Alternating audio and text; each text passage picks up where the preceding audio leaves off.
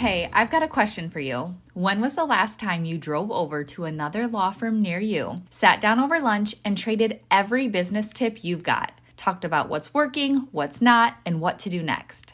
No? See, that's what MaxLawCon is for. It's real conversations with law firm owners who are actually doing this, building, leading, scaling, and willing to share what's working right now. You could keep doing it alone, but let's be honest, it's slower, harder, and way more expensive than getting in the room and shortcutting the learning curve. As of this recording, we've got 20 seats left to this year's event. Skip the guesswork, go to maxlawcon.com and grab your ticket before they're gone. Get ready, because here's your host, Tyson Mutrix.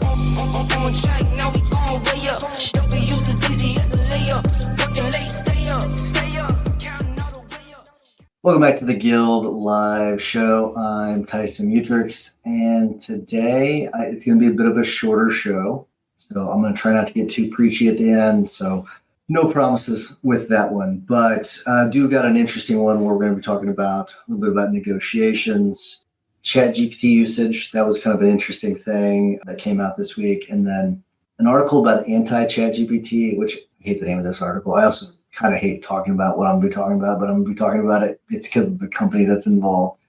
Top 50 mistakes. We'll go through some of those. I thought that was kind of an interesting thing. And then we're going to talk about Charlie Kirk at the end. So if you don't want to tune into the end, I completely understand, but I'm not going to get political. I promise I'm not going to be, it's not going to be a political rant, but I do like it's something I want to address. So I considered, just so you know, something I considered actually spending the entire episode, but I figured that's probably not why people tune in. And so I wanted to make sure I was respectful of that. But I do think I've got some things I want to say about it. And so I'm going to talk about it a little bit at the end. Let's get into the show.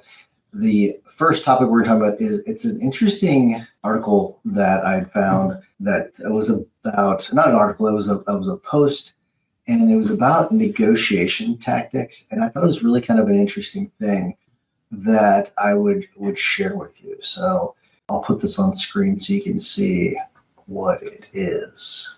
All right. So here's the post. And I'm not going to go through all of it, but they what they did is they looked at negotiators that were rated as effective by both sides, have a track record of success over a substantial period of time, have a low incidence of implementation failure. So those are who they chose. Okay, so in the preparation stage, results show that in comparison to the average negotiators, skilled negotiators, they considered about twice as many possible outcomes and options. So that was interesting. So about 5 compared to about 2.5 different options. I thought that was an interesting thing. They spent about 3 times as much time on anticipated areas of agreement. That's, to me, makes a lot of sense. You want to focus on those things that where are we aligned? I think that's a pretty smart thing. By the way, the reason why I think this is important, like, everything's a freaking negotiation. Whether you're doing family law or criminal defense, personal injury, estate planning, I mean, you might be negotiating with vendors about different fees on things. Like, there's a lot of negotiations that go into running a business, and that's why I want to bring this up. So that's, if you're wondering why are we talking about negotiations, this is why. They considered about twice as many long-term issues, 8.5 versus 4. I'm not going to get all the numbers because it's not as important. Planned specific sequences. So negotiating issue A, then B, then C about half as often. So they planned specific sequences about half as often. That's interesting. So they planned specific sequences less. That's interesting. Set ranges. So instead of a fixed point more often, that is interesting. I will say that is something we do when it comes to we go with a range. We're looking for a range is what we're trying to do. They spent a similar amount of time on preparation, suggesting that they planned not more often, but more efficiently. So spend a similar amount of time on preparation. So they were just more efficient with their time in preparation. I think it might say that, might suggest that. Also, you could say this, that preparation, not as important. That's another thing you might want to, another way of looking at it. Jeremy Danielson, thanks for the kind message. Just got a kind message from Jeremy Danielson, so really appreciate it. But so I think that could be another suggestion. You could say that's what that is. But all right, then we go down to when analyzing behaviors during face-to-face negotiations. Rackham, that's the person who put together, found a continuing theme from the planning stage that skilled negotiators avoided creating disagreement and conflict. They did so by doing the following: use only about 1/5 as many irritator words. Those are words such as generous offer, fair, reasonable. Fair is definitely something. That's what Chris Voss talks about. Don't use the word fair. So those kinds of words can irritate the other side. Make about half as many immediate counter proposals. So immediate counter proposals tend to be seen by the counterpart less as proposals than as attempts to block or oppose their proposals. Interesting thing, using verbal attacks or defenses only about 1/3 as often. I think that makes a whole lot of sense. Using behavior labeling areas of disagreement only about 1/3 as often. So these are some of the things. I'm not going to go through this whole thing because you can see it's a pretty long post, but I thought that was an interesting thing. So some things to think about when you are negotiating. But let's get into the next topic today, and that is ChatGPT usage. This is an interesting one for sure because it's broken down. This is something that OpenAI released. Let me show you this, and this is from a Greg Eisenberg post, but this diagram that you're looking at has been all over the internet. So it's broken down into multimedia. So you get this other unknown area, practical guidance, seeking information, self-expression, technical help, writing. By far the two categories that are the biggest, as you can see, practical guidance, so creative ideation, health, fitness, beauty, or self-care, how-to advice, tutoring or teaching. And of the practical guidance, tutoring or teaching was the highest. Not a surprise, writing. So argument or summary generation, edit or critique provided text, personal writing or communication, translation, or writing fiction. Writing fiction, we got 1.4%. Isn't that cute? And then you got the technical help, 7.5%, data analysis, mathematical calculation. If you were using it for mathematical calculation early on, you were getting a lot of bad numbers. Your data was probably terrible. It's pretty good now, but early on, not so good. Computer programming, I am surprised computer programming is so low. That's really surprising to me. Maybe it's just because of the general population, that's just a low percentage, but it is really helpful with us when it comes to things we're doing with our with coding and all that. Then you got the seeking information, looking for specific information. I don't know how they're categorizing this over other things because I could lump that easily into other things. Purchasable products, and then cooking and recipes. That's a little less than you'd think. I think cooking recipes a little bit more, and then you get this other or unknown, and then you got multimedia, 6%. So really, if you break it down, practical guidance, seeking information, and writing, that's where the bulk of everything. I thought that was kind of an interesting thing that I would share with you all. So let's get into the next one. This is where I just hate even bringing up this company, but there are some bold claims in this article that I wanted to bring up. So this is why I wanted to talk about it. All right. So this is an article from venturebeat.com. And in this one, the anti-ChatGPT Thomson Reuters multi-agent system slashes 20-hour tasks to 10 minutes. That is the claim that I was like, what? Not a huge fan of Thomson Reuters. Don't tell anybody. The anti-ChatGPT Thomson Reuters multi-agent. That's why it's like, why is this the anti-ChatGPT? That doesn't make any sense. It's not true. It's just something that they wanted to put in there to make the article sound fancy. You can ignore that part of it. The slashes 20-hour task to 10 minutes. That is what's interesting to me. Pretty dang bold claim. So what if the future of enterprise AI isn't about speed but depth? Yeah, this is Thomson Reuters Westlaw's bet. Company's deep research platform that was specifically designed to take its time, working an average of 10 minutes. Okay, this allows the multi-step research agent to plan, execute, and pull. And by the way, working an average of 10 minutes. If that's their bold claim as to how it's the anti-ChatGPT, you can do the deep research, and it takes a long time. I've had some that taken well over 10 minutes, but it's taken over 10 minutes to do the full analysis. So That's kind of a garbage claim, but this allows the multi-step research agent to plan, execute, and pull perplexities the same way, by the way, from a deep curated data set of more than 20 billion docs, up-to-date case law, blah, blah, blah, blah, blah. Unlike retrieval augmented generation systems, RAG, I've talked about RAG before on the show, deep research is designed to eliminate errors and hallucinations, providing, here's the thing. I just like, you can create a RAG system that builds this stuff in. So this is kind of what they're going to try to do is kind of sell you on this really expensive product that you could probably build yourself using their stuff. I can say right now, you can probably build an AI agent that will go in and research in their systems, researching the billions of documents. No one's researching billions of documents. We all know that. You're researching a specific subset of the billions of documents is what you're doing. That's just fancy, article talk. It's not even that fancy. It's just article speak is what it is. But what you've got is you could build a system with RAG or without RAG. You can build it though that analyzes, goes and searches in their systems, and then takes the output.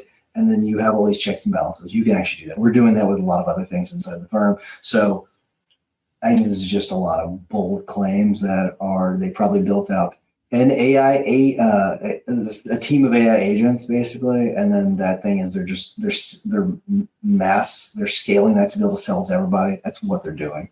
And so if you want like a pre-made one, fine, great, go for it. It's probably really, really expensive. Multiple agents in the mix, a rich data set. Westlaw isn't wedded to one underlying model. The team has a multi-model strategy with different models chosen based on their effectiveness with different tasks. And that's what you do.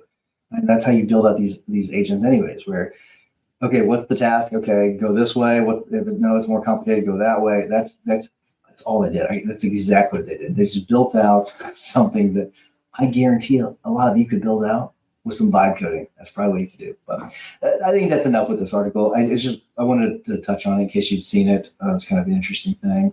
And then the next thing I want to get to is the top 50 mistakes, because that's a longer article and I want to make sure we have time to talk about that one as well. So here we go. And you can't see that. I want to make sure you can actually see it. Here you go. There we go. I build and sell companies worth many millions. Here are the top 50 mistakes I've seen kill startups. All right. That was kind of interesting. That's why I want to go through this. So try to clear some of the screen space so you can see. Thanks. Thinking you have all the answers. That's good. Ignoring the impact of compounding, that's an interesting thing. How making little bitty steps can have significant impacts over time. I think that's a really good one. Disregarding the law of funnels. That's great. Any action of a user or customer needs to take is considered the top of a conversion funnel. The goal is to get them to the bottom. I talked about funnels somewhat recently, and we'll be releasing something, probably announcing over the conference that's got funnels in it. So I'll say what comes to that. Hiring based on experience. So I think that's an interesting thing. And I think that this is right. That sounds crazy at first, but you want to hire the right people. Okay. Focusing on the right people, then experience. I think that's important. Focusing on scaling too early. That's it. Yeah. So this is an interesting diagram about really plateauing. That's kind of an interesting thing. Wearing too many hats. I think a lot of people know about that. Comparing your work in progress to others' finished work. Big problem in the legal space. Trying to resolve unbounded problems. To be solved effectively and efficiently, problems must be segmented and bounded. First, split your intractable problems into small, digestible challenges with a single goal in mind for each. Second, ensure that their solution is bounded to a finite solution space. Not realizing this is almost always a recipe for wasted resources and disappointing outcomes. Being frightened of incumbents, that's interesting. You see that a lot of times with lawyers. Oh, the new person's coming into town. Oh my gosh, they're awful, yada, yada, yada. I'm fearing the pivot. That's a good one where sometimes you have to pivot. Sometimes things aren't working the way you want them to. And you gotta pivot. So yeah, very good. But all right. So I want to get to, like I said, I've got to get done a little bit early today because we got a quarterly meeting today. So what I do want to do is I want to get to my last topic, and that is the the Charlie Kirk assassination. So, like I said, this isn't going to be political. That's not something I ever do on the show. But I'm just, part of this is just something over the last week. I kind of had to pull myself out of a hole because, one, it was just a really shocking thing to see a human being murdered in that way. And so that was odd. It was, in front of millions of people, realizing that his daughters and his wife had seen it. They saw it happen was a shocking thing. The fact that someone would do that over someone's speech was shocking enough. But what really, really just bothered me as a human was seeing how people reacted.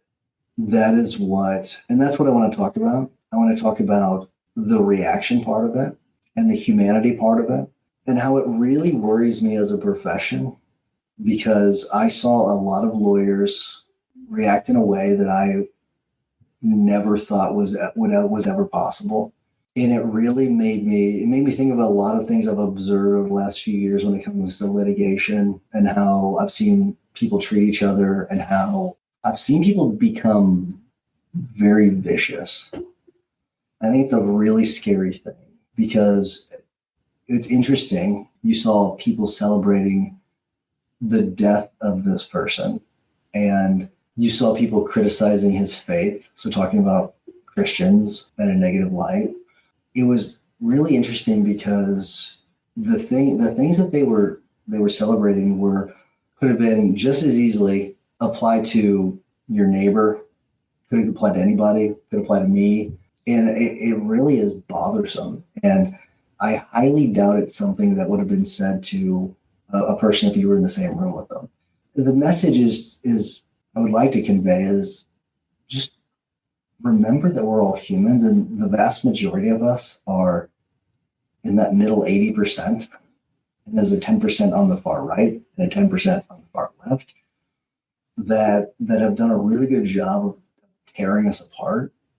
And don't let it tear at your humanity, because it is something that once you go down a certain path, once you go far enough, I think it's kind of hard to come back from that. And so I really hope, there are some of you that this is going to go right through one ear and out the other. I'm not talking to you. I'm talking to the rest of us. This is really what I'm talking to. I'm not talking to those of you that think that a murder of a person in front of his wife and his kids was justified. I'm not talking to you. It doesn't apply to you. I really don't care if you. I don't care if you hear me or not. This more applies to the rest of you that do have a heart, you have a brain, and that you care about humanity in general. So I hope that you will, when interacting with people online and in person, when you're dealing with other attorneys, or you're dealing with vendors, or you're dealing with anybody, that you remember that you're actually dealing with a human being, that you're not dealing with someone that's just a bot. It's just not a computer program. These are real people, real lives with real families. And that I'm hoping that you will act accordingly, because the things I saw this last week, I lost a lot of respect for a lot of people. I just did. People that I thought somewhat highly of or very highly of, lost every ounce of respect I had. And so as Facebook learned, as the line in Facebook that the internet's written in ink and not in pencil, just remember that the things you say online, you can't take them back. You've rung the bell. I'm hoping that, and here's the thing, some of you may not have meant it, but you know what? The people that see it, they feel it, and they think you meant it. So hopefully we can get better. That's what I'm hoping. So hopefully you stick around for the end. It's one of those things where it's obviously I wouldn't want to have to talk about something like this, but it's something that I feel like I kind of needed to address. But I hope that we can get better from here. Hopefully we can all start to interact better with each other. But hopefully you have a better week. Hopefully things get better for everyone. Hopefully that we all start to treat each other with respect. But hopefully you enjoy the rest of your week, and leave me a comment if you agree, disagree, whatever. But otherwise, thanks for watching. Appreciate it. I hope you got something from this episode, and I will be seeing you later. Our next mastermind in New York City is sold out. But don't worry, there's still time to get your tickets to the Mastermind and Max LawCon in Nashville in October. Max LawCon is 2 days of immersive learning, powerful insights, and meaningful connections, all designed to provide actionable strategies you'll take back to your firm and implement right away. No fluff, just real talk and tangible takeaways you can implement immediately. Go to maxlawevents.com for more details. I deal with life different, make that limit squeeze. Went off for my style and identity. Real quick, before you head out, have you checked out the Guild yet? If you've been listening to this podcast or hanging out in the Maximum Lawyer Facebook group, you've probably heard us mention it. But if you haven't taken the next step, let me tell you, you're missing the best part of this community.